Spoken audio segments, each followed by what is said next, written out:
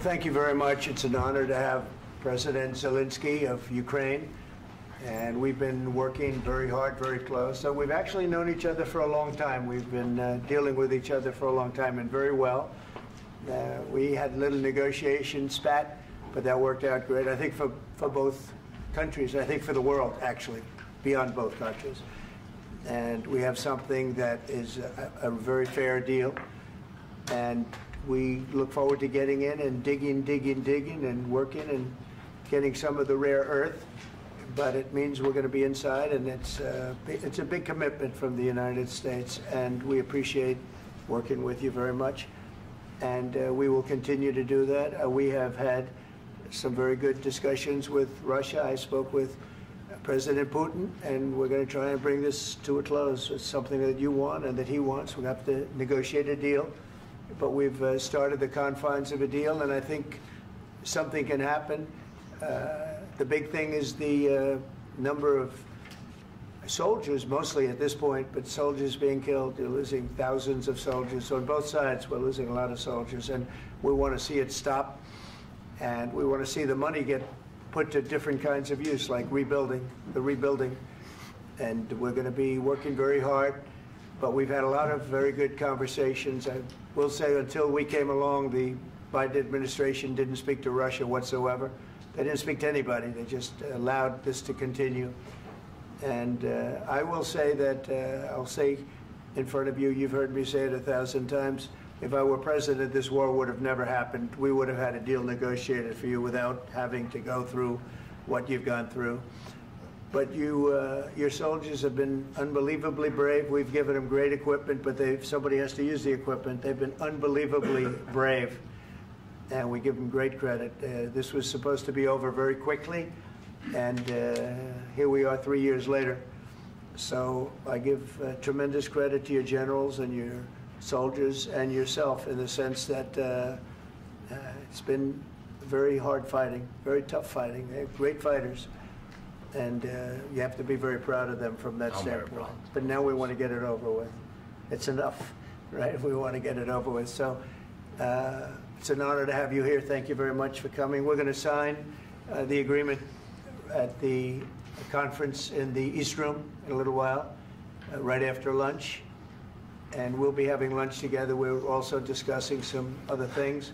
And we appreciate everybody being here. It's somewhat of an exciting moment, but the really exciting moment is when we get when they stop the shooting and we end up with a deal. And I think we're fairly close to getting that, and an honor to have you. And please, I'd like to say something. Yeah, thank you so much, Mr. President. Thank you for the invitation. And really, I hope that this first document, will be a first step to real security guarantees for Ukraine, our people, our children. I really count on it. And of course, we count that America will not stop support. Really, for us, it's very important to support and to continue it. I want to discuss it with details further during our conversation, and of course, the infrastructure or security guarantees. Because for today, I understand what Europe is ready to do. And of course, I want to discuss with you what the United States will be ready to do. And I really count on your strong position to stop Putin.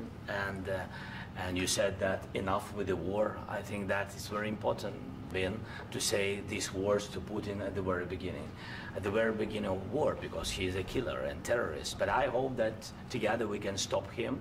But for us, it's very important to, to save our country, our values, our freedom and democracy, and of course, no compromises with the killer about our territories. But it will be later. And of course, what I wanted, we spoke about it by phone with you, about the drones production. We have very good drones production. I think the best one in the world for today because of the war.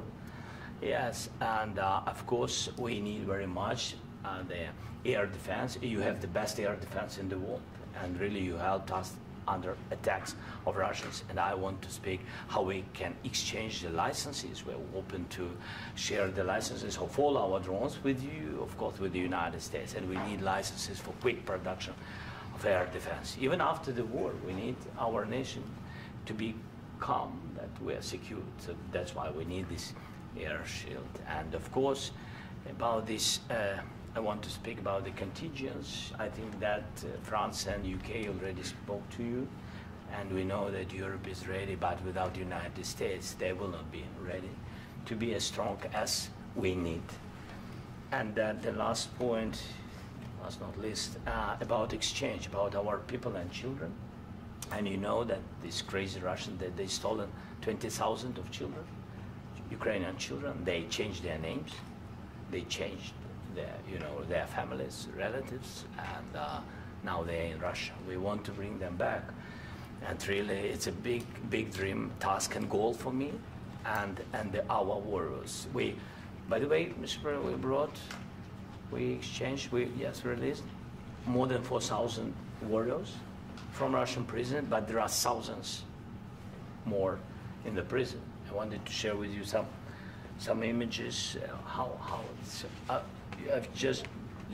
can I now? Yeah, please. Some minutes, 1 minute, 1 minute. Just you to understand in what circumstances, in what situation they are, and what the attitude of Russia to our prisoners.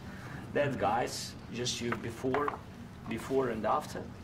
And you see before and after, just you to understand. Now thousands of such guys, ladies and men, there, and that, so they don't eat, they beat them, and they, they do a lot of, bad things. So out of, even during the war, there are rules. Everybody knows there are rules during the war. So these guys, they don't have any rules. You see that 50, 60 kilograms left, and a lot of such things. And I didn't want to show you what the changes with images of children, because I will just share with you. And, I mean, it's looking tragic. Yep, that's tough stuff. Yeah, I wanted very much to give you, and you see it. Yeah. This is pastor, by the way. They stolen pastors, because it's not Russian church. They stolen pastors and moved pastors to the prison. At the end of last year, we brought 3 pastors, and we could exchange them. And this is pastor, you see. Yeah, it's tough. Yeah, so I mean, this I wanted to show you, and this. So thank you very much. We want to get that ended, right? Yeah, of course. We and want. I think we will. And we have to, of course. Do you have any questions, please? Mr. President. Thank you, Mr. President. With the, how much money is the U.S. going to put into the fund that is being created today, and how does this provide long-term security for Ukraine? Well, we don't know exactly how much, because we're going to be putting some money in a fund that we're going to get from the raw earth that we're going to be taking and sharing in terms of revenue. So it's going to be a lot of money will be made from the sale and from the use of raw earth. And as you know, our country doesn't have much raw earth. We have a lot of oil and gas, but we don't have a lot of the raw earth. And what we do have is protected by the environmentalists, but that can be unprotected, but still it's not very much. They have among the best in the world in terms of raw earth. So we're going to be using that, using it for all of the things we do, including AI and including weapons and the military, and it's really going to very much satisfy our needs. So it's something that just worked out really well. We have a lot of oil, and we have a lot of gas, we have a lot, but we don't have raw earth. So this has just about every component of the raw earth that we need for computers, for all of the things we do. This puts us in great shape. And on long-term security for Ukraine, how does this provide? I think they're going to have great luck. I think once we make the agreement, that's going to be 95% of it. They're not going to go back to fighting. I've spoken with President Putin, and I feel very strong. I've known him for a long time, and I feel very strongly that they're very serious about it, and we'll make a deal. And when the deal is made, I don't think, we talk about security. Everyone's talking about the other day, all they talked about was security. I said, let me make the deal first. I have to make the deal first. I don't worry about security right now. We have to have a deal, because right now, last week, 2,000 soldiers died on both sides. 2,000. And they're losing 1,000, 2,000, 3,000 a week. So as we sit here and we talk, people are getting shot and dying on the battlefield. And, you know, they're not American soldiers, but they're Russian soldiers and they're Ukrainian soldiers, and we want to be able to stop it. And we want to be able also to spend money on other things. We don't want to, this is a tremendous amount of money. And what the Biden administration did was terrible. They were giving money, but he had no security on the money. Europe, as you know, gave much less money, but they had security. It was in the form of a loan. They get their money back, and we didn't. And now, at least we're protected because the American taxpayer has to be protected too. But this is an incredible agreement for Ukraine because we have a big investment in their country now, and what they have, very few people have. And we're able to really go forward with very, very high-tech things and many other things, including weaponry that we're going to use in many locations, but that we need for our country. Mr. President, this allows us to do that. Will you continue? Sorry. Sending military aid? Yes, go ahead, please. If I can just, yes. In the document, there is one of the very important points if we speak about business and investment. We never had LNG terminals in Ukraine. This document will open. I mean, the next documents, but anyway, here we see in the framework, we see really goodwill for this. LNG terminals for us is very important, and I think for security of European continent. We have the biggest storage, gas storage. We have the biggest in Europe, yes. Yes, and we can use it. Use it for LNG, use it for LNG, and we will do it. And really, we can help Europe because Europe really helped. President Trump said that they made less support, but they are our friends, and they are our very supportive partners. They really gave a lot, Mr. President. They did. They gave a lot, but they gave much less. No. Much less. No. No. No, not you. No. Okay. Okay.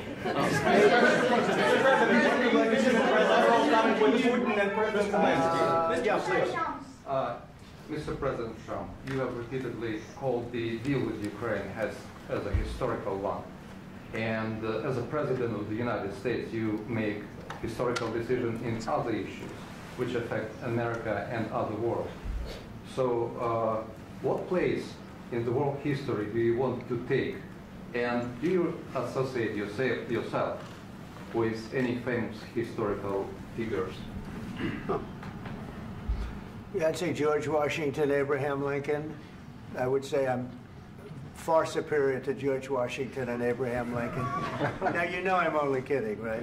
Because when I say that, the fake news is going to go wild. They're going to say he considers himself to be better than Washington. But you never know. You never know. I don't compare myself to anybody. I'm here to do a job. We've had a great 35 days or whatever it might be, a month, a little more than a month. We've accomplished tremendous amounts. Not only this would be a very great achievement if we could get the war stopped and get them back to normalization. I think that's going to happen. We've had very good talks on both sides, as you know. But I think we've done a very good job, just generally. If you look at all of the things we've done in 30 days, they're saying there's never been a opening for a president.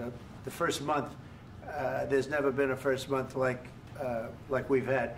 And this is one of the very important things. This, to me, is one of the most important things because we have tremendous death taking place as we speak, and I don't want to have that. You know, think of the parents, whether they're in Russia or Ukraine, think of the parents of all these people being killed needlessly. They came to our territory.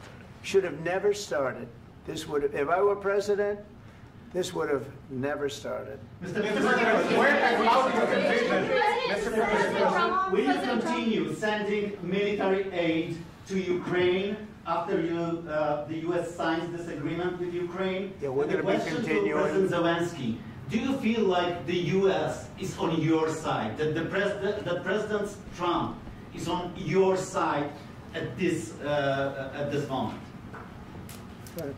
What do you think? He wants to know, do you think that, sort of a stupid question. I guess we wouldn't be here if I wasn't. I think that the United States on our side from the very beginning of occupation, and I think that President Trump on our side, and of course, I'm sure that the United States President will not stop support. This is crucial for us. It's important for us. Yes.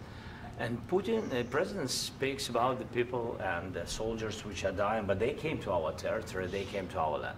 They began this war, and they have to stop. And I think this is the question, with really the most important question. Can President Trump, I hope yes, with some other allies, to stop Putin, withdraw these enemies, our enemy, withdraw these troops from our land? And I think that you asked about the history, I think that if President, or when, he will stop Putin, if President Trump will bring peace to our country, I think he will be on this wall. We've had very, very good talks. Mr. President, what about military aid to Ukraine? President Zelensky just said that there will be no compromises with Vladimir Putin. I just wanted to ask both of you, firstly, are there compromises that you think that President Zelensky is going to have to make? And President Zelensky, is there anything that you might be thinking that you may be able to offer or bring to the table, for example, elections? Thank you. I think you're going to have to always make compromises. You can't do any deals without compromises. So certainly he's going to have to make some compromises, but hopefully they won't be as big as some people think you're going to have to make. That's all. That's all we can do. I'm here as an arbitrator, as a mediator to a certain extent between two parties that have been very hostile, to put it mildly. They've been very hostile. There's been a vicious war. There's been a vicious war. You know, it's a very level battlefield, and those bullets go out, and as I've said many times, we were talking about it with Pete, many times the only thing stopping those bullets is a human body. And in the case we're talking about, generally young human bodies are stopping a lot of bullets. It's dead level. That's why it's great farmland. It's great land. It's great farmland, but there's very little protection against the bullets that are being, and other things that are being shot. So all I can do is see if I can get everybody at the table and get an agreement. And I think we're going to end up with an agreement. Otherwise, I wouldn't probably be even here today. Mr. President, I've got two questions for you. You think ultimately your legacy will be the peacemaker and not the president that led this country into another war and ended foreign wars? And I've got a question. I hope it will. I mean, I hope I'm going to be remembered as a peacemaker. This would be a great thing if we could do this. I'm doing this to save lives more than anything else. Second is to save a lot of money, but I consider that to be far less important. So I hope I'm going to, thank you, Brian, for that question. It was a nice question. I hope I'll be known and recognized as a peacemaker. This would be a great thing to solve. This is a very dangerous situation. You know, this could lead to a third world war. This was headed in the wrong direction.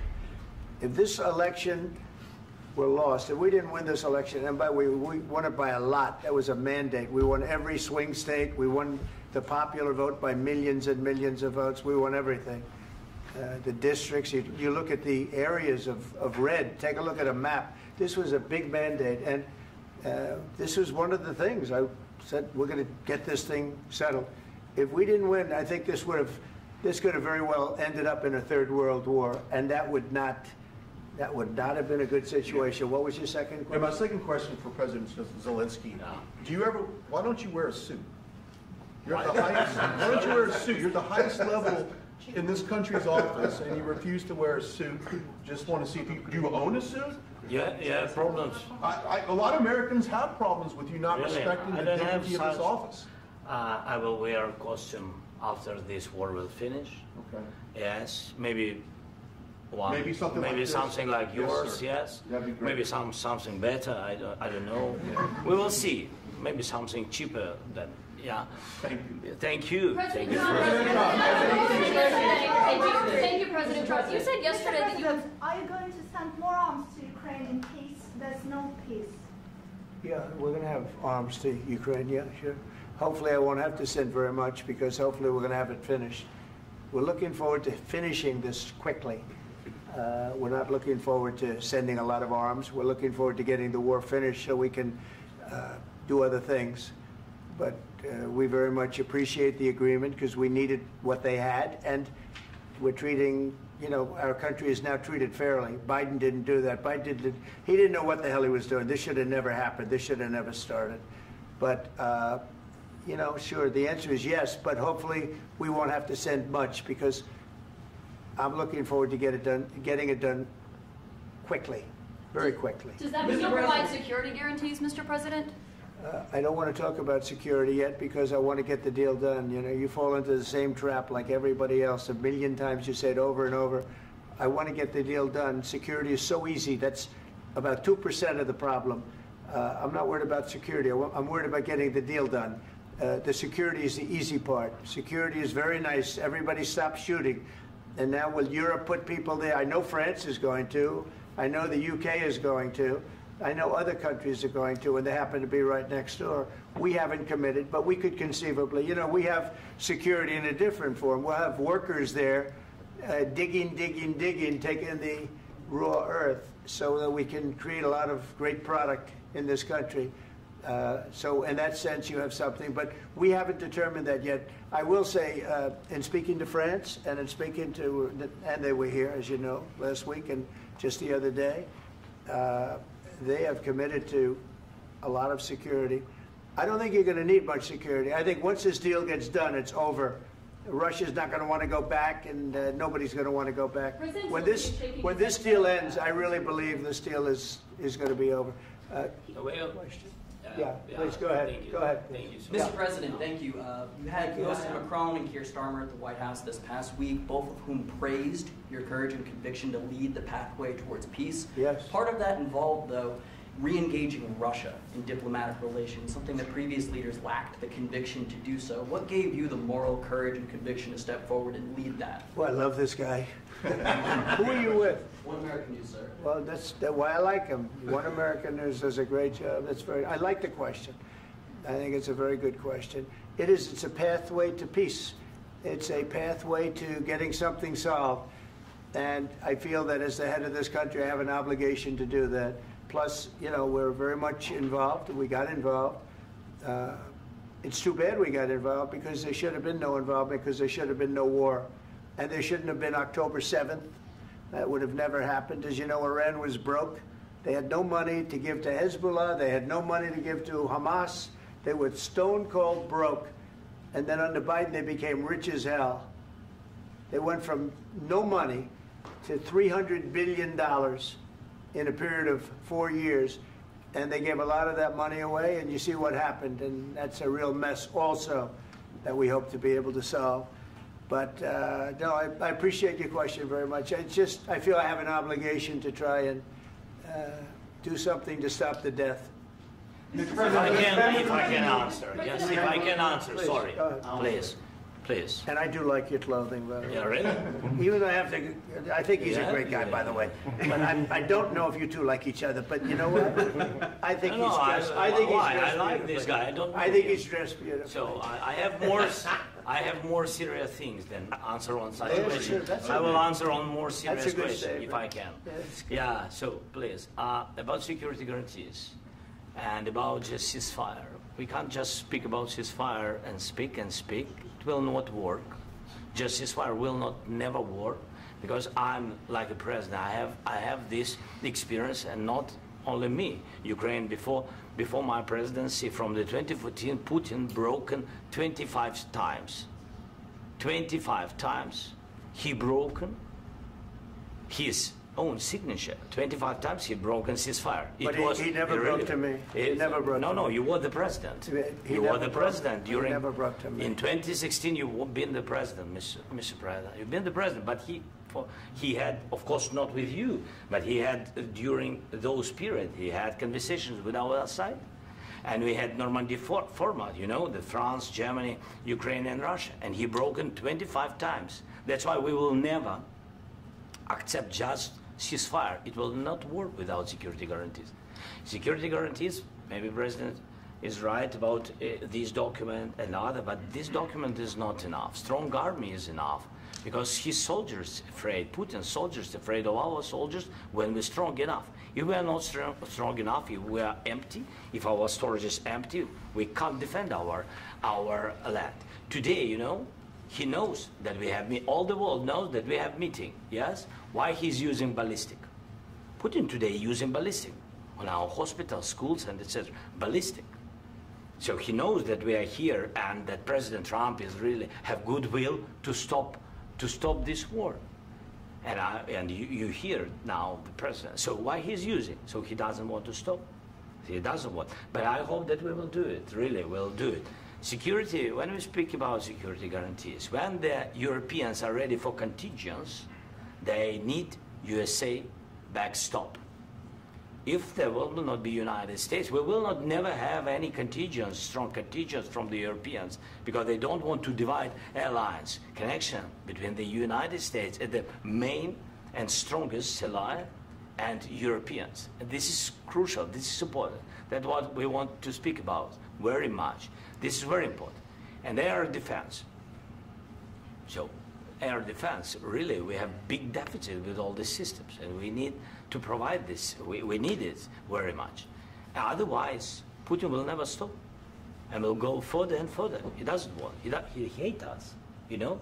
It's not about me. He hates Ukrainians. He thinks that we are not a nation. He thinks, and he shared these thoughts, I think maybe with your team also, I don't know. But with all the Europeans, in media, officially and not, he always said that there is no such country, such nation, such language, and such life like Ukrainian. No, he really doesn't respect all the Ukrainians, and he wants to destroy us. And you are right, Mr. President, that's 2%. This document, maybe other documents, it's a very good start, very good, but it will not enough to stop this person. Should Russia pay to rebuild Ukraine? Mr. President, after these Should Russia pay to rebuild Ukraine? They have to pay. This question. This is the rule. This is the rule of the war. This is the rule of the war. During all the centuries, all the history, this is the rule of the war. Who began, those pay. Do you agree This is the rule. Putin began this war. He has to pay all money for innovation. He has to pay. Of course, some Russian assets, what we have in Europe, about 300 billion, we can use them. We can use for innovation and buy military support from the United States also. We can do it, but it's not enough. It's not enough. Under these circumstances, do you envision a trilateral summit with Putin and President Zelensky? Wait 1 second. I asked this question that you didn't flag because I wanted to know if you want to position yourself in the middle between Russia and Yes. Ukraine, or on the Ukraine side. No, I'm in the middle. I want to solve this thing. I'm for both. I want to get it solved. And it's wonderful to speak badly about somebody else, but I want to get it solved. If we can solve it, great. If we can't solve it, they're going to have to fight it out, and who knows what's going to happen. But I want to see it get solved. May I follow up? One more question about U.S. troops in Europe. After Russian invasion of Ukraine, your predecessor sent additional troops to Eastern Europe, including Poland, my country. Yeah. Are you committed to keeping these troops on the eastern flank of NATO in the future? I'm very committed to Poland. I think Poland has really stepped up and done a great job for NATO. As you know, they paid more than they had to. They are one of the finest groups of people I've ever known. I'm very committed to Poland. What about Baltics? Poland's in a tough neighborhood, you know. What about the Baltics? The Baltics, they got a lot of, it's a tough neighborhood too, but we're committed. We're going to be very committed, and we're committed to NATO. But NATO has to step up, and the Europeans have to step up more than they have.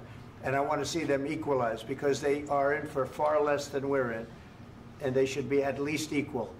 You understand that? Why is the United States, we have an ocean in between, why is the United States in for so much more money and other things as Europe? With that being said, and as you said, they've also been obviously very helpful, but we have put in far more than they have, and I think they should equalize. Mr. President, Please, go ahead. About the agreement again today, what changed between the first time that Secretary Bessent gave President Zelensky the agreement and today for the signing? We made a deal.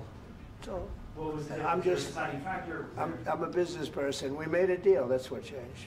Mr. President, I didn't think we were going to make a deal, and We ended up making the deal, so that changed. Mr. President, what and how do you envision a trilateral summit with President Zelensky and Putin? I don't know, but well, they don't like each other, I can tell you that. Okay? They do not like each other. This is not a love match, and it's unfortunate. That's why you're in this situation. The United States should not have allowed this to happen, okay? The United States, run by a man that didn't know much, I'm going to be very nice, run by an incompetent person, very incompetent person, should never have allowed this to happen. I've stopped wars. I've stopped many wars. My people will tell you, I stopped wars that nobody ever heard about. I stopped wars before they ever started. You can look at some of, I could give you a lot of nations that would tell you right now they were probably going to war. I could tell you right now there's a nation thinking about going to war on something that nobody in this room has ever even heard about. Two smaller nations, but big, still big. And I think I've stopped it. But this should have never happened. Mr. President? Sorry, just a second. About any negotiations. First of all, I want really to tell you, and I think that everybody understands that Ukraine, more than Ukrainians, nobody wants to stop this war. But at the future, any negotiations, it's understandable that two sides of the war, not Russia and the United States, because this is not the war between Russia and the United States. This is war of Russia against Ukraine and Ukrainian people. So these two sides will be at the will be at the negotiation table. Then of course United States, like the strongest partner of the Ukraine, and of course Europe. I think Europe is very important. I want to speak about it with the President. Yes, Europe is very important for us because we really defend Europe for today. All Europeans really recognize that we are defending the line and they have real life and our people are dying. That's why they helped us. And also it's about the NATO. Yes, between, like the President said, you have big, nice ocean. Yes, between us. But if we will not stay, Russia will go further to Baltics and to Poland, by the way. But first to the Baltics. It's understandable for them because they've been in the USSR. You know, they've been one of the republics of the USSR, and Putin wants to bring them back to his empire. It's a fact. And when he will go there, if we will not stay, you will fight. Your American soldiers, it doesn't matter, do you have ocean or not, your soldiers will fight. Mr. President, would you be willing to visit Ukraine, maybe Kyiv or Odessa, which is known to be at the Riviera or Black Sea? It was my question. I'm sorry. I don't want to talk about Odessa now. Let's not talk about Odessa. I want to talk about making a deal, getting peace. We don't have to talk about Odessa, but a lot of cities have been destroyed. There are a lot of cities that are not recognizable. There's not a building standing. No. And a lot of things have Mr. President, you have to come and to look. No. We have very good cities. Yes, a lot of things have been destroyed, but mostly cities alive, and people work, and children go to school. Sometimes it's very difficult. Sometimes closer to front line, children have to go to underground schools or online, but we live. Ukraine is fighting, and Ukraine lives. This is very important. And maybe it's Putin is sharing this information that he destroyed us. No, he lost 700,000 people, 700,000 soldiers. He lost everything. Yes. So. Mr. President, one more. I mentioned Poland. Please go ahead. When did you last speak with President Putin, and what did he say that? A couple of days ago. And what did he tell you that gave you the assurance that he wanted peace? Well, that's what I do. My whole life is deals. I know pretty good. And I've known him for a long time. I've dealt with him for a long time. He had to suffer through the Russia hoax. You know, Russia was a hoax. It was all Biden. It was nothing to do with him. So he had to suffer through that, and he was able to do that. I think that he wants to make a deal, and he'd like to see it end. That's all I do. That's what I do. My whole life, that's what I do, is make deals. And I'm in the middle of a mess, because this is a real mess. It's a very dangerous one. If this doesn't get solved now, it's not going to get solved for a long time. So I hope we're going to get it solved. In the back, please. Thank you, Mr. President. Prime Minister Starmer claimed repeatedly that his government believes in free speech and was not engaged in censorship. But his country's government arrests people for memes and thought crimes, and even more worrisome is pressuring American companies to censor Americans on his behalf. How can he be a reliable, trustworthy partner when he says things that are demonstrably false on such an important topic? Well, we actually spoke to him about that yesterday, and we thought they took it very, very much too far. JD was very strong on it, so was I, so was Marco, and we've been speaking to him about it. Marco, would you like to say something about that? Yeah, we have concerns, obviously, with the conduct of those, particularly as it impacts Americans. And there's real concern that American speech, which is online, could fall into the hands of British or any country's jurisdiction. And so this is a point the Vice President made at Munich, and I think it's a very compelling one, that what unites us with Europe, as much as anything else, is these shared values, and one of them being free speech. And so if Americans are threatened by it, we're going to need to take action in that regard. Mr. President.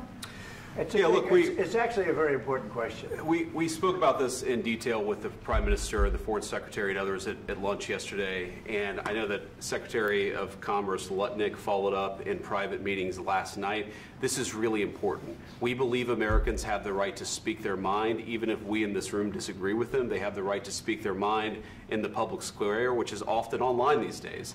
And we're going to defend that right as it pertains to American companies and American citizens vigorously if we have to. I do think that under the President's leadership, we're going to find common ground with our friends in the UK on this question, but it remains to be seen. The principle that will guide us is we believe in free speech in this country, and we'll fight for it for American citizens. Mr. President, on the deal, is there any other oil and gas component to the deal? Is it all critical? A little bit. We'll see.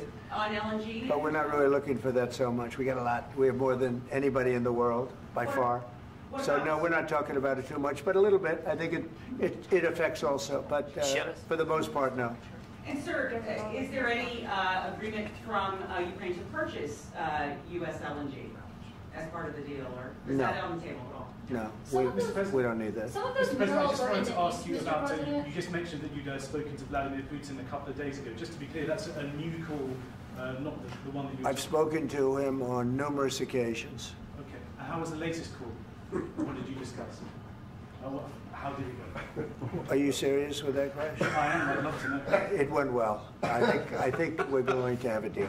On the minerals deal, Mr. President, some of those minerals are in the east of Ukraine, not far from the front lines and in areas that Russia has occupied. Will you direct President Putin to withdraw his forces from those areas if there's U.S. interest? Well, we'll take a look at the time. We have a lot of area. It's a very big area we're talking about, so we'll take a look. I'll study that and I'll see. And who would protect those minerals if they are U.S. interests? Would that be Ukrainian forces? They'll be protected. The agreement will protect them. U.S. The agreement, yeah, we're signing an agreement. Right, but what if Russia tries to invade or there's Russian aggression in those spots? I just told you I don't think that's going to happen. And if that were going to happen, I wouldn't make a deal. If I thought that was going to happen, I wouldn't make a deal. Some people may wonder why. You know, they ought to focus on CNN on survival, not asking me these ridiculous questions. Focus on surviving, because CNN's got such low ratings. I don't think they're going to survive. Let's go. Please go. I already mentioned Poland. Poland was under Russian control for decades after the Second World War. When I was a kid, I looked at the United States not only as a most powerful country, richest country in the world, the country that has great music, great movies, great muscle cars, but also as a force for good. And now I'm talking with my friends in Poland, and they are worried that you align yourself too much with Putin. What's your message for them? Well, if I didn't align myself with both of them, you'd never have a deal. You want me to say really terrible things about Putin and then say, "Hi, Vladimir, how are we doing on the deal?" That doesn't work that way. I'm not aligned with Putin. I'm not aligned with anybody. I'm aligned with the United States of America and for the good of the world. I'm aligned with the world. And I want to get this thing over with. You see the hatred he's got for Putin. It's very tough for me to make a deal with that kind of hate. He's got tremendous hatred. And I understand that, but I can tell you the other side isn't exactly in love with, you know, him either. So it's not a question of alignment. I'm aligned with the world. I want to get the thing set. I'm aligned with Europe. I want to see if we can get this thing done. You want me to be tough? I could be tougher than any human being you've ever seen. I'd be so tough. But you're never going to get a deal that way, so that's the way it goes. All right, one more question. Hey, I want to respond to this. So look, for 4 years in the United States of America, we had a president who stood up at press conferences and talked tough about Vladimir Putin, and then Putin invaded Ukraine and destroyed a significant chunk of the country. The path to peace and the path to prosperity is maybe engaging in diplomacy. We tried the pathway of Joe Biden of thumping our chest and pretending that the President of the United States' words mattered more than the President of the United States' actions. What makes America a good country is America engaging in diplomacy. That's what President Trump is doing. Can I ask you? Sure. Yeah? Yeah. Okay. So he occupied our parts, big parts of Ukraine, part of East and Crimea. So he occupied it on 2014. So during a lot of years, so I'm not speaking about just Biden, but those time was Obama, then President Obama, then President Trump, then President Biden, now President Trump, and God bless, now President Trump will stop him. But during 2014, nobody stopped him. He just occupied and took. He killed people. You know what the contact 2015. 2014 2014. and 2014. 2014. Yeah. So I was not here. Yeah, but that's exactly right. Yes, but during 2014 till 2022, yeah, the situation the same. The people have been dying on the contact line. Nobody stopped him. You know that we had conversations with him, a lot of conversations, my bilateral conversation, and we signed with him, me, like a new president. In 2019, I signed with him the deal. I signed with him, Macron and Merkel, we signed ceasefire. Ceasefire. All of them told me that he will never go. We signed him with gas contract. Gas contract. Yes, but after that, he broken this ceasefire. He killed our people and he didn't exchange prisoners. We signed the exchange of prisoners, but he didn't do it. What kind of diplomacy, JD, you are speaking about? What do you mean? I'm talking about the kind of diplomacy that's going to end the destruction of your country. Yes, but if you Mr. President, with respect, I think it's disrespectful for you to come into the Oval Office and try to litigate this in front of the American media. Right now, you guys are going around and forcing conscripts to the front lines because you have manpower problems. You should be thanking the President for trying to bring an end to this conflict. Have you ever been to Ukraine that you say what problems we have? I have been to. Come once. I've actually watched and seen the stories, and I know what happens is you bring people, you bring them on a propaganda tour, Mr. President. Do you disagree that you've had problems bringing people into your military? And do you think that it's respectful to come to the Oval Office of the United States of America and attack the administration that is trying to prevent the destruction of your country? A lot of questions. Let's start from the beginning. Sure. First of all, during the war, everybody has problems. Even you, but you have nice ocean and don't feel now, but you will feel it in the future. God bless. You don't know that. God bless. You God bless. You will not have a war. Don't tell us what we're going to feel. We're trying to solve a problem. Don't tell us what we're going to feel. I'm not telling you. Because you're in no position to dictate that. That's exactly what you're doing. You're in no position to dictate what we're going to feel. We're going to feel very good. You will feel influence. We're going to feel very good and very strong. You will feel influence. You're right now not in a very good position. You've allowed yourself to be in a very bad position, and he happens to be right about it. From the very beginning of the war. You're not in a good position. You don't have the the cards right now. With us, you start having not cards. Playing cards. Right now, you don't. You're playing cards. Mr. President. You're playing cards. Serious. You're gambling with the lives of war. millions of people. You're gambling with World War III. You're gambling with World War III. And what you're doing is very disrespectful to the country, this country. That's back to you. Far more than a lot of people said they should have. Have you said thank you once? This a lot entire of meeting? times. No, in this Even entire today. meeting, have you said thank Even you? today. You went to Pennsylvania and campaigned for the opposition in October. Offer some words of appreciation for the United States of America and the president who's trying to save your country. Please, you think that if you will speak very loudly about the war, you can... He's not speaking loudly. He's not speaking loudly. Your country's in big trouble. Can I Wait a answer? minute. No. Can You've I done a lot answer? of talking. Your country is in big trouble. I know. You're not winning. I know. You're not winning this.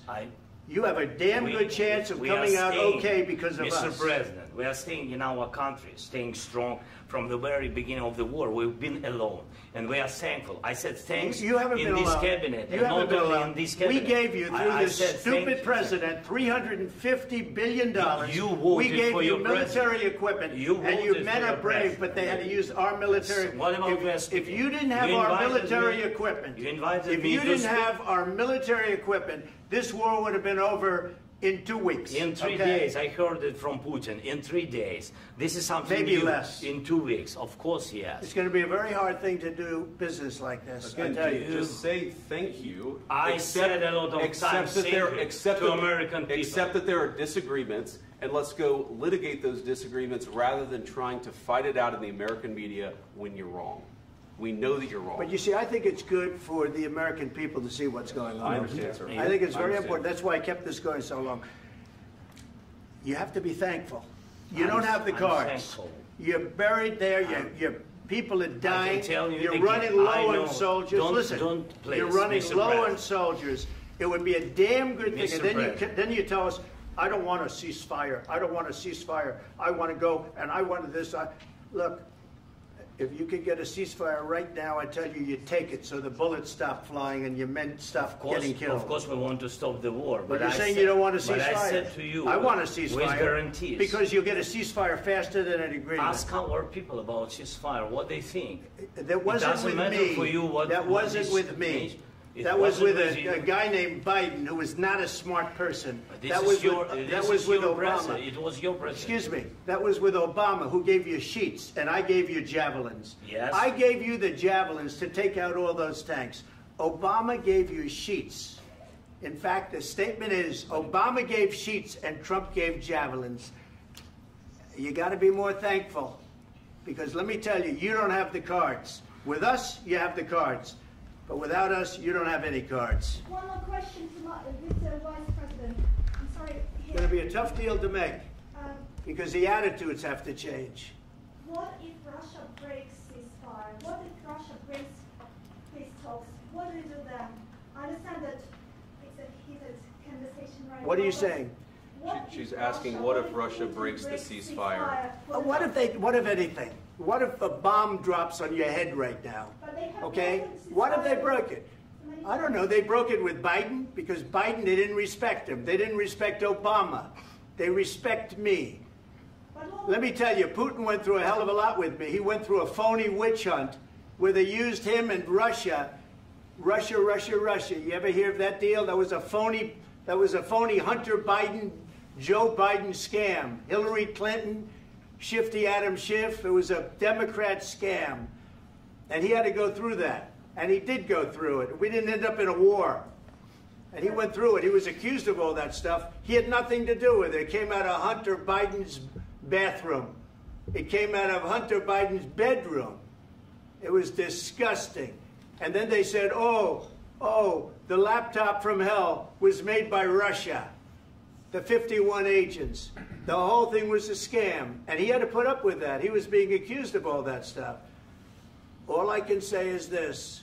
He might have broken deals with Obama and Bush, and he might have broken them with Biden. He did, maybe. Maybe he didn't. I don't know what happened. But he didn't break them with me. He wants to make a deal. I don't know if you can make a deal. The problem is I've empowered you to be a tough guy. And I don't think you'd be a tough guy without the United States. And your people are very brave. But you're either going to make a deal or we're out. And if we're out, you'll fight it out. I don't think it's going to be pretty, but you'll fight it out. But you don't have the cards. But once we sign that deal, you're in a much better position. But you're not acting at all thankful. And that's not a nice thing. I'll be honest, that's not a nice thing. All right, I think we've seen enough. What do you think? Huh? This is going to be great television, I will say that. All right. We'll see what we can do about putting it together. Thanks, sir. And I need the back of We'll see. I don't know. All right, guys, come on. Wait, President. Hey, let's go. Guys, come on, let's move, please. If we could break down this.